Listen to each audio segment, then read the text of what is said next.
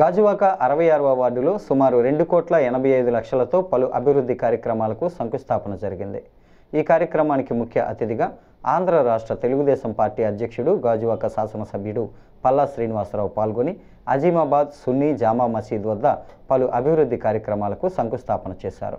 శాసనసభ్యుడు పల్లా శ్రీనివాసరావు మాట్లాడుతూ 66వ వార్డులో సీసీ రోడ్లు, సీసీ డ్రైనేజీ, అలాగే కల్వర్ట్లకు 2,85,00,000తో వర్కులు పెట్టడం జరిగిందని, గాజువాకలో అతి పురాతనమైన అజీమాబాద్ సున్నీ జామా మసీద్ పునర్నిర్మాణానికి ముఖ్యమంత్రితో మాట్లాడి ప్రత్యేకమైన నిధులు తీసుకొస్తానని హామీ ఇవ్వడం జరిగిందని అన్నారు.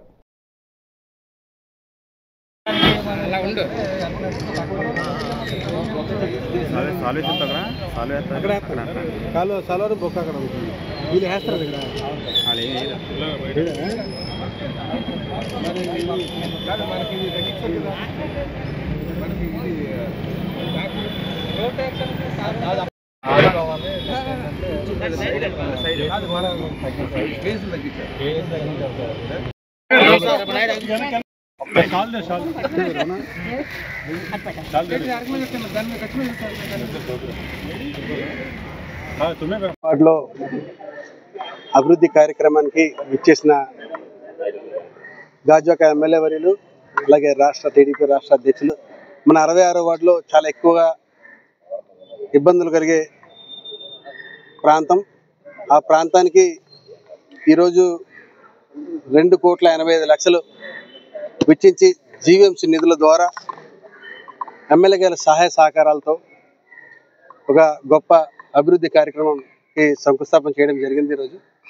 అలాగే సోదరులు రఫీ గారు చెప్పినట్టు మనకి మసీద్ గురించి కానివ్వండి, కబ్రస్థాన్ గురించి కానివ్వండి, మా ముస్లిం మైనార్టీ నాయకులు దాని యొక్క స్థలాల్ని, అలాగే ఇక్కడ ఉన్నటువంటి భవనాలని కూడా రక్షించే బాధ్యత మరీ ఎక్కువగా ఉంది.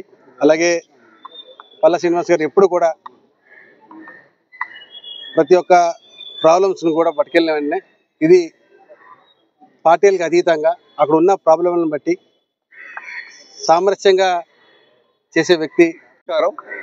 ఈరోజు గాజువాకలో ఉన్నటువంటి మరి పురాతన గ్రామం, పాత గ్రామం అయినటువంటి అజీమాబాద్లో అభివృద్ధి కార్యక్రమాలు జీవీఎంసీ నిధుల ద్వారా మరి సుమారు 2,84,47,000కు ఈరోజు మేము శంకుస్థాపన కార్యక్రమం చేపట్టడం జరిగిందండి.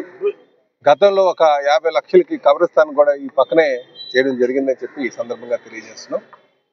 మరి ఇందులో పాల్గొన్నటువంటి స్థానిక కార్పొరేటర్ సోదరులు